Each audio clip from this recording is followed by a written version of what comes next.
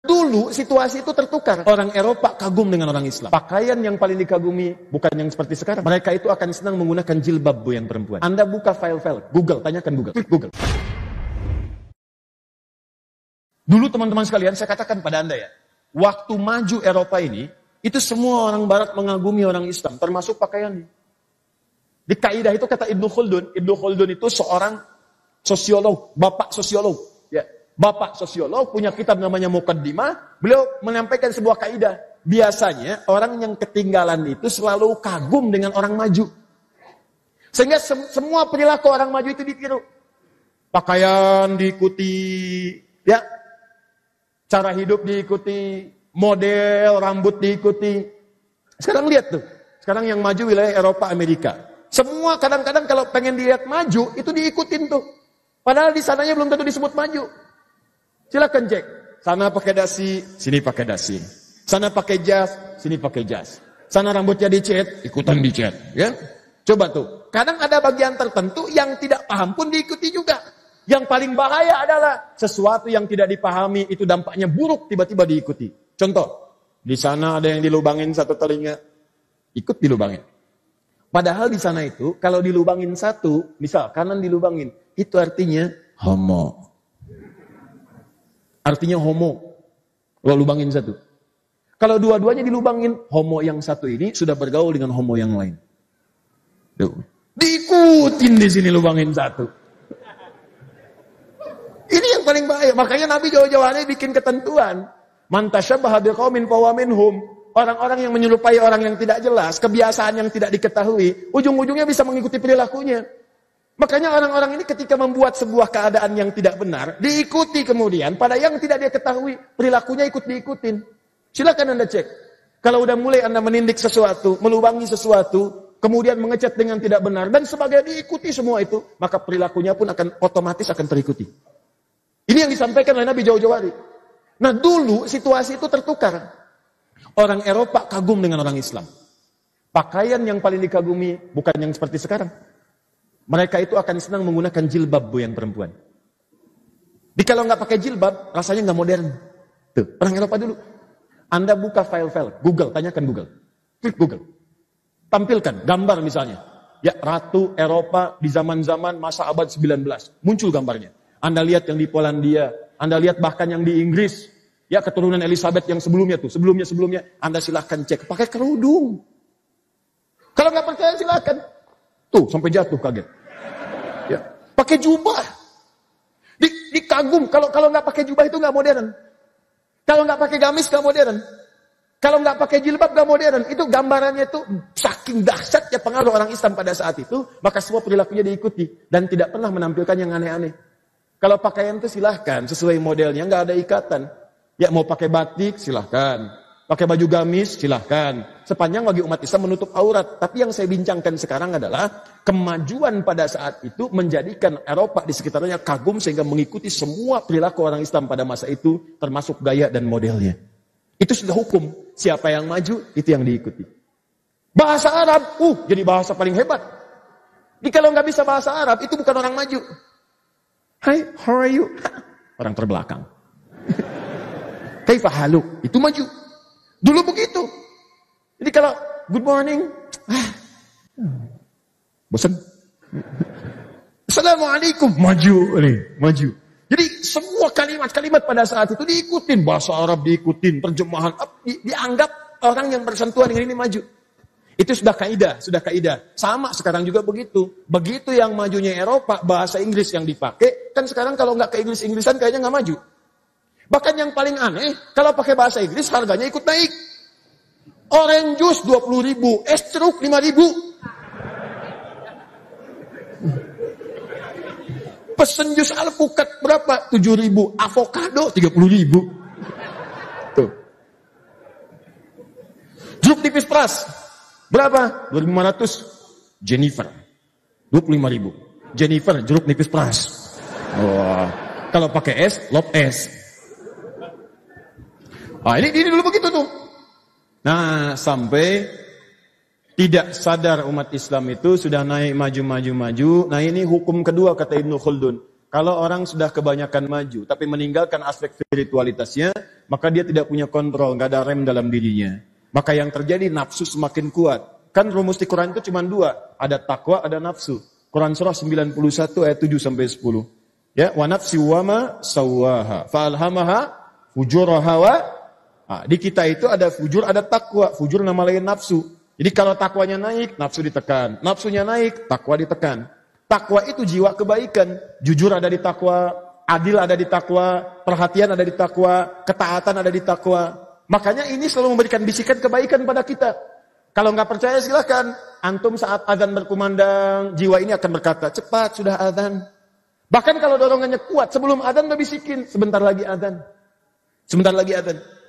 Sama, dia pun mencegah kemungkaran. Jadi begitu dikerjakan kemungkaran, ya akan tersirat misalnya, ini akan protes. Antum keluar dari sini, tiba-tiba terfikir misalnya untuk ganti sendal. Ya, cuman di depan masjid ganti sendalnya. Ya, mana sendal saya ya? Mana sendal saya ya? Gitu kan? Oh ini dia. Padahal ke masjid gak pakai sendal misalkan. Nah, begitu akan dipakai, maka hati kecil dari takwa itu akan berkata, itu bukan punya kamu. Jangan. Begitu kamu gunakan, bagaimana kalau diwafatkan oleh Allah? Wafat dalam keadaan sedang menggunakan sendal orang lain, itu maksiat. Ayo sayang, masa pulang dari taklim dapat pahala tiba-tiba maksiat? Oh ya Allah, ampuni dosa saya. Balik lagi, lebih baik saya jalan tidak menggunakan sendal daripada saya jalan menggunakan bagian dari bara neraka. Wah, begitu di jalan misalnya, kata DKM, begitu muncul nilai ketakwaan, maka Allah akan gerakkan orang lain untuk bisa memberikan yang terbaik. Mas, kemana sendalnya? Ah, nggak apa-apalah, sendal itu urusan dunia, nggak apa-apa, jalan aja. Jangan begitu, jangan begitu. Ini pakai dulu aja sendal yang ada. Nggak usah. Ya udah kalau begitu jalan aja. Soalnya, alat gitu. Nah, terus dikit lagi. Jadi teman-teman sekalian, ini yang terjadi. Tapi kalau fujurnya nafsunya naik, takwa nggak pernah dilatih nih. Maka nafsu yang naik. Ya, latihan takwa itu pakai ibadah. Makanya semua ibadah itu menggunakan akhir tujuannya dengan takwa. Salat itu untuk meningkatkan takwa. Makanya orang takwa cirinya salat. Al-Baqarah ayat 2 dan 3. Dzalikal kitabu la raiba fihi hudal lil. Siapa mutakin di situ ayat 3-nya? Alladzina yu'minuna bil ghaib wa yuqimunas salat. Puasa buat melatih takwa. Al-Baqarah ayat 183. Ya ayyuhalladzina amanu kutiba alaikumus ya kama kutiba alal ladzina min qablikum la'allakum taqwa. Makanya kalau orang rajin puasa itu nilai takwanya meningkat. Karena saat puasa itu dilatih berbuat baik. Gak ada orang puasa berbuat buruk. Saat puasa ibadah meningkat, kemungkaran dicegah. Orang puasa itu hebatnya puasa itu bisa menekan maksiat. Silakan cek, gak ada orang puasa berbohong pun akan ditahan oleh orang puasa. Minimal totalnya. Ya, diprovokasi akan balas. Nih, maghrib misalnya. Maghrib sekarang 18:19 misal. Jam 18, jam 6, tinggal 19 menit diprovokasi oleh orang, diledek, dicela satu buku. Habis, ini, gak akan balas. Gak akan balas, takut batal puasa. Ditanya sama teman, kenapa gak dibalas? Biasanya kamu balas, nanti habis maghrib deh. Habis maghrib tuh. Sampai maghrib lupa. Jadi itu menekan tuh, orang puasa tuh gak ada yang maksiat. Dalam sendirian pun gak akan dia berani pura-pura. Silahkan cek, itulah takwa. Jadi kalau spirit itu dibawa, selesai puasa, dibawa ke kehidupan kita yang asli, real. Dalam kehidupan harian kita maksudnya, ya bukan latihan saat puasa kita jalani, itu akan terbawa spiritnya. Ada yang nawarin, yang tidak bagus, tolak. Ada yang ngajak provokasi, tinggalkan. Ada yang ngajak mencela, jauhi. Itulah spiritnya takwa. Haji, takwa. Buka Quran surah kedua, ayat 197, paling kanan sebelah atas. Al-hajju asyhurum ma'lumat. فَمَنْ فَرَضَ فِيهِنَّ الْحَجَّ فَلَا رَفَثَ وَلَا فُسُوقَ وَلَا جِدَالَ فِي الْحَجِّ وَمَا تَفْعَلُوا مِنْ خَيْرٍ يَعْلَمْهُ اللَّهُ وَتَزَوَّدُوا فَإِنَّ خَيْرَ الزَّادِ التَّقْوَى. Takwa. Jadi kalau Anda kerjakan semua itu, rajin puasa, rajin sholat, sunnah dikerjakan, baca Quran, ya umrah, haji, zikir, takwa. Kalau ininya naik, maka nafsu akan ditekan. Turun. Maka kesempatan untuk berbuat maksiat hilang. Makanya orang dulu itu termasuk dalam kekuasaan, itu nggak ada yang rebutan. Nggak ada sifat saling menghancurkan. Nggak ada saling mencela. Nggak ada saling menyerang untuk menjatuhkan. Yang ada bersama-sama berkompetisi dengan cara yang sehat untuk memajukan apa yang mereka kemudian bina kemudian. Di yang ditampilkan tuh visi, misi, hal-hal kebaikan, contoh bahkan hebatnya ketika terjadi pemilihan, itu hampir semua nggak ada yang mau dipilih. Di pernah nih, setelah Nabi wafat, Abu Bakar wafat, ada pemilihan mau masuk ke Umar. Itu jajar semua sahabat. Ditunjuk kemudian, Anda saja ditunjuk jadi khalifah. Umar pertama ditunjuk, begitu ditunjuk, Abdurrahman bin Auf pertama. Kata Abdurrahman bin Auf, ini aja saya kurang berkenan, ini lebih bagus dari saya. Umar. Gimana Umar? Ini saja deh, ini lebih bagus daripada saya. Sampai ke ujung, sampai ke yang terakhir, dekat tembok, ya, dekat tiang. Anda aja gitu kan, waduh, begitu nengok ke sini udah nggak ada lagi. Ya. Apa yang mereka katakan? Begitu sudah menengok tidak ada lagi, dia katakan saya mengundurkan diri. Tuh. Jadi nggak pasang pamflet, gak ini itu, hemat, anggaran nggak keluar, macam-macam. Dia kepikiran. Yang kurang makan dapat ke situ, yang madrasah kemudian runtuh bisa dibangun lagi, jembatan putus bisa diperbaikin lagi. Jadi anggarannya tuh hemat, gak ada macam-macam, dan semua punya visi membangun negeri. Itu yang luar biasa. Tapi yang paling dahsyat, kalau takwanya itu luntur, yang muncul nafsunya, ini yang paling bahaya. Inilah kemudian yang terjadi pada akhir-akhir kekuasaan orang-orang Islam di sini, setelah 7 abad kemudian ada di situ membangun negeri, tapi yang terjadi nafsunya banyak yang naik, takwanya turun. Sehingga terjadilah kemudian persengketaan yang dimanfaatkan oleh murid-murid keturunan seilmu oleh Abdullah bin Sabah dulu. Maka dipecah keadaannya di situ. Mulai disisipkan rasa takut kalau kekuasaan itu akan hilang. Nanti kamu nggak bisa jadi raja lagi, statusnya turun. Ya, status turun. Dari raja turun jadi orang biasa. Kemudian lihat nih ada orang-orang yang berpotensi menggantikan kamu. Nih lihat nih, kalau kamu begini nanti orangnya akan begini. Ada lagi, mumpul lagi di atas, manfaatkan. Ini kan orang kaya, orang hebat, ayo, manfaatkan. Mulailah kemudian menyentuh sesuatu yang haram. Mula-mula minuman biasa-biasa, setelah itu minum-minum, setelah macam-macam dan sebagainya. Apa yang terjadi? Karena larut dalam kekuasaan lupa, akhirnya, sisi lain dari Eropa.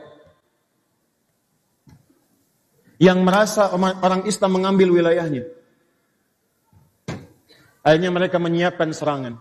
Kumpul, dipelajari, dilengkapi senjata dan sebagainya. Diinstruksikan. Maka yang terbesar adalah menyatunya 2 faksi. Yang satu dipimpin oleh seorang bernama Ferdinand. Dan yang kedua seorang ratu bernama Isabella.